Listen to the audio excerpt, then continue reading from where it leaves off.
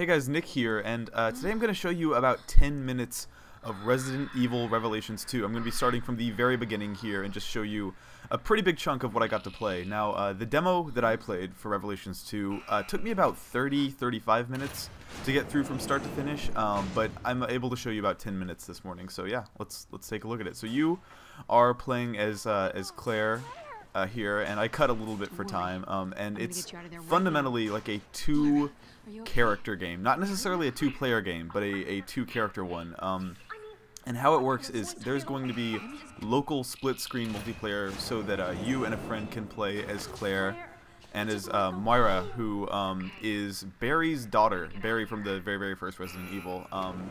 And I've cut a little bit for time here just to maximize the amount of actual gameplay you can see, but essentially the setup is that you wake up in this sort of prison-like facility, not totally unlike the setting of Revelations 1 on the 3DS, and you just sort of set loose here to try to figure out what exactly has happened. And interestingly, this game is not going to be on the 3DS at all. This is going to be on a bunch of consoles, actually. It's going to be on the PS3, PS4, Xbox 360, Xbox One, and PC, but not on the original platform of Revelations 1. Now, of course, Revelations 1 did, at one point, get a port to last-gen consoles as a downloadable title. And, I mean, I don't really know how to read into there not being a 3DS version, other than they decided to go all in on a sort of console and more graphically intensive release here. So so here's sort of the first co-op-y thing that happens.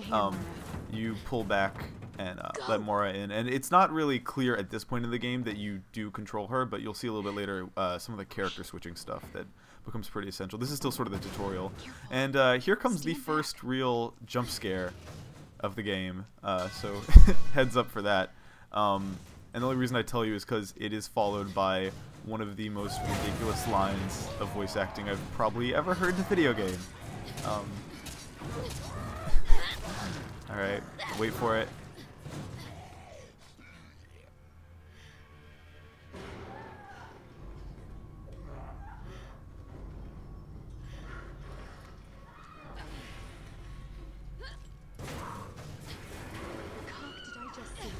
Yeah, so that's what we're dealing with for Moira, and you'll sort of notice even just in this very short demo that she is super prone to saying just ridiculous shit at all times. I guess that's a fundamental component of her character that I was not aware of, is that she just likes to swear in really cartoonish ways.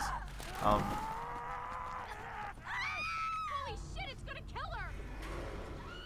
Come on, hurry! Picking up some green herbs here, because Resident Evil. And I think anyone who played the first Revelations probably has a pretty clear sense that, like, that game was maybe the closest thing to RE4 that Capcom had put out in a while, just in terms of, like, the gameplay, the necessity of, like, survival, limited ammunition, all that stuff. And this game, based on what I played, seems to really follow in its footsteps. Yeah, she's with Terra Save.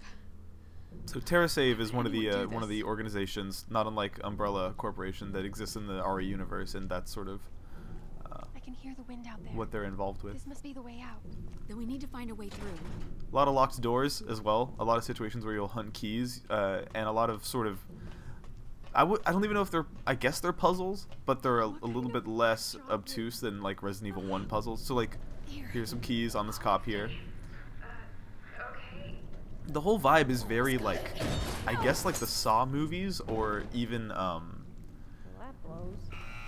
there's sort of an element of like the game Manhunt, if you remember that game, of just like there was clearly someone with cameras watching all this and just having a blast.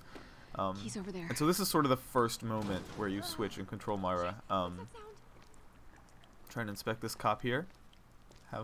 Having a heck of a time doing it. There we go. The key's gone.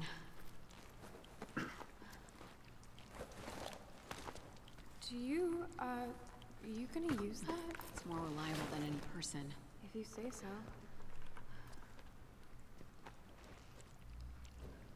Alrighty. So The key must have been we close are to the now bottom. armed and ready to It could shoot. be anywhere. It's too Um, dark to see. and this is Shine a the sort light of around. micro puzzle of you switch to her for the first time. And her whole thing is that she's got this flashlight that you use to identify You think not I just might puzzle snag at solutions, something but on the also way down? items. So it's a lot like the scanning system from Revelations 1. It's out of reach. Let me try shooting it down.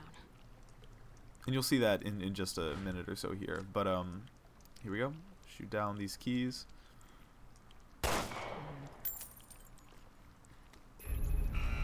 There you go. Puzzle solved.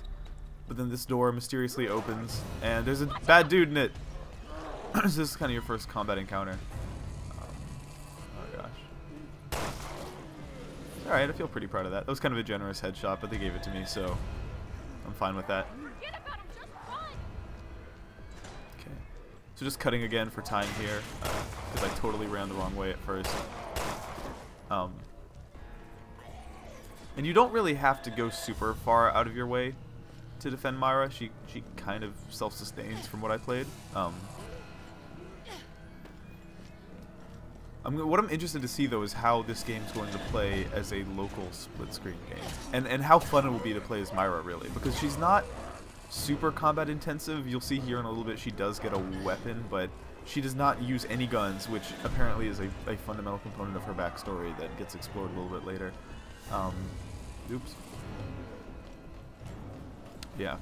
There are, I noticed even in my short time with the game, just a ton of sequences where the solution is to run away. I'd never, ever, ever trust a laying down body in a Resident Evil game, ever. So there's a little exchange here that kind of alludes to you having 2 guns and her having 0. You need a gun too, Moira. No, I really, really don't. Sorry, I don't do firearms. Not after what happened. Shit, I'm sorry. I forgot. Maybe we can find you something else. No, I'll just be on flashlight duty or something. It's fine. So apparently that alludes a bit There's to something shiny there, something but that we'll can't make figure it out out. later Let as me the hit it game with the episodes flashlight. continue on. And I say episodes because this is an episodic Resident Evil game, which is pretty unprecedented. This right here is, of course, like episode 1 of Resident Evil Revelations, and it's not the whole episode. The 35 minutes or so I played was actually, they said, just a small chunk of the very first installment. They said they were aiming for something like, I think, 2 to 3 hours, they said, for each episode. Something along the lines of, I think, what The Walking Dead did. It seems like roughly akin to the length they're going for. And each episode is going to be about that long and will cost $5.99, which is a kind of weird price point, which I mean, I don't know. I'm into it. Like, $5 and $6 is a pretty negligible difference for me. But I'm down for that, I guess. Like, what's really weird, though, is when you start getting into the season pass stuff. A little bit of, like, narrative here. I'll be quiet, sorry. Are you afraid? You can tell me. Talk to me. What are you talking about? Those bracelets change color in response to fear. And who exactly are you? So much suffering. You don't even know what to be afraid of yet. Is she talking to us or at us?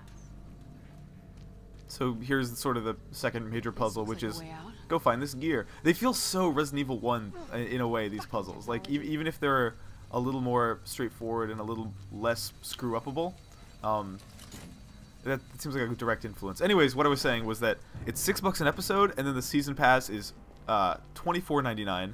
So let's just say $6 an episode, $25 for the pass.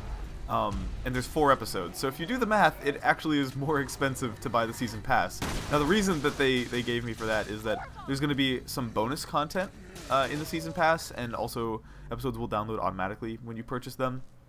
But yeah, it remains to be seen how exactly they're going to justify the season pass costing more than the initial offer. They say there'll be extra stuff. And then also there's a retail version you can go buy in like a Walmart, in stores, or on Amazon. There's like an actual physical disc that'll be $40, which is even more expensive, and they say we'll have even more bonus content, so I guess we'll see what that is. But yeah, PC, PlayStation 3, PlayStation 4, Xbox 360, and Xbox One in early 2015, and this is about all I can show you of the game. But thank you guys for checking this out. If you want to see more gameplay stuff like this, I'm going to be doing a whole lot of it over the coming weeks, and I've got some really exciting stuff lined up too. So yeah, go ahead and subscribe, and I will see you guys next time. Oh, and also, last thing, God, I gotta get better at saying this early. I will answer any questions you guys have about my time with the game in the comments, because there's a lot more that I didn't get to show you. So if you have anything you want to know about, yeah, just let me know, and I'll reply. See ya.